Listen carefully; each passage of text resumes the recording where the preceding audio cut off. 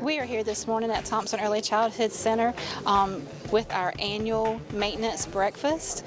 This is an annual breakfast that we provide for our maintenance department here with Onslow County Schools to show our appreciation for the hard work that they do to keep our school up and running, as Thompson is one of the oldest schools in Onslow County, and therefore we can keep this a healthy environment for our preschool students. And this food this morning is prepared by our staff members here at Thompson Early Childhood Center. And again, this is to show appreciation for our staff.